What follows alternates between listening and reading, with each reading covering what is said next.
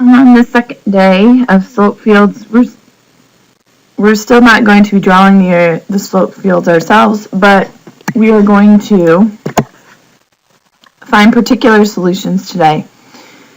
This first problem says find the particular solution that passes through the point 0, 2. Note what is given. It says you do not have to verify the solution like we were doing the other day. Just the differential equation is just given just to see it. So what we're going to do is just find the particular solution. So that means I just really need to plug in 2 for my y and 0 for my x. And then I'll solve and I get 2 times 2, which is 4. So the answer to this would be y times x squared plus y is equal to 4. Now my second example says verify that the general solution satisfies the differential equation and then find the particular solution that satisfies the initial condition. So we will go ahead and off to the side here I'll take my 3x squared plus 2y squared equals c, and I will solve for the derivative. So I'll have 6x plus 4y, y prime, or you can put dy over dx equals 0. And if you look here, it doesn't look exactly the same, but we can divide everything by 2, which gives me 3x plus 2y, y prime equals 0. So I have verified that this is correct. Now I'll go ahead and find the particular solution. So I will plug in my 3 for my y and my 1 for my x. When I do that, I end up with 3 plus, this would be 9 times 2, which is 18. And so c is 21. The final answer to this then would be 3x squared plus 2y squared equals 21. In this next problem, it says use integration to find a general solution to the differential equation. We're not doing anything different than we have on tons of other problems. We've done lots of solving for differential equations. This is no different. They just stated the directions maybe a little bit different than what we're used to. Still the same thing. First step is to separate your variables. So I put my dy on one side and my dx on the other. And we're going to integrate both sides. So the integral of dy is y, and the integral of this right here would be 2x to the 4th over 4 minus 3x to the 2nd over 2 plus c. This is the general solution because it has the plus c on the end. So I end up with 1/2 x to the 4th minus 3/2 x to the 2nd plus c. On my next problem, I'm going to use integration to find the general solution again. So the first step is always to separate your variables.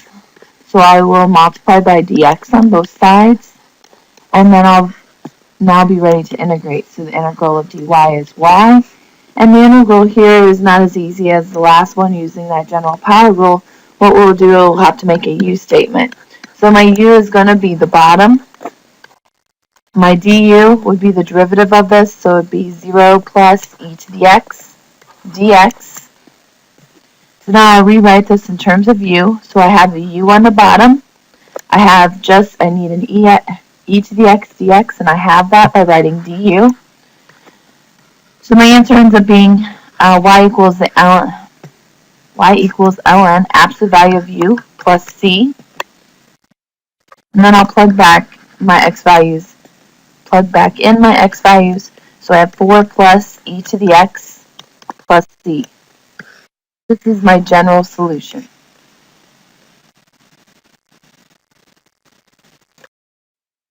Alright, in this last example I have, we will go about doing this, and we will again separate our variables.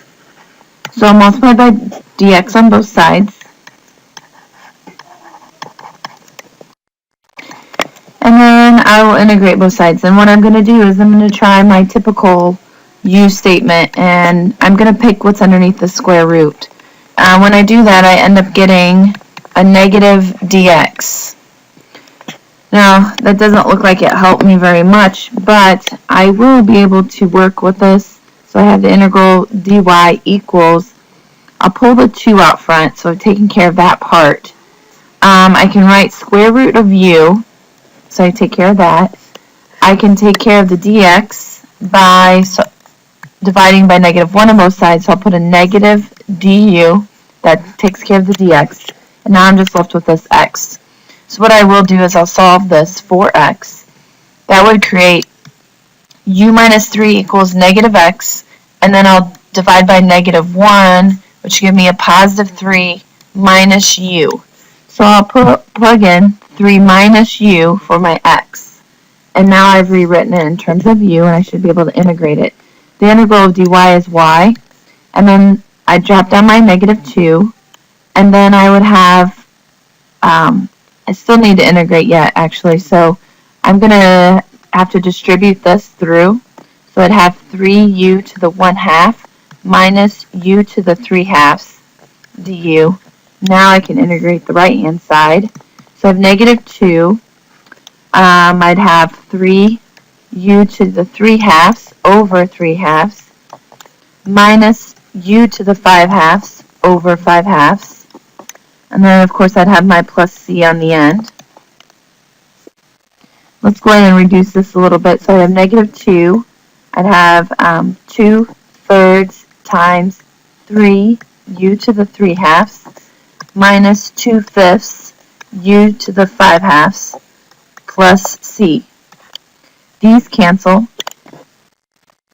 And then when I go to plug this back in, I'd have y equals, I'm going to go ahead and distribute this 2 through as well. I have negative 4. Plug in my u value, so it'd be 3 minus x to the 3/2 minus, distribute my negative 2 through, so I'd have negative, that'd make it positive 4/5. U is my 3 minus x to the 5/2, and then I have my plus c on the end.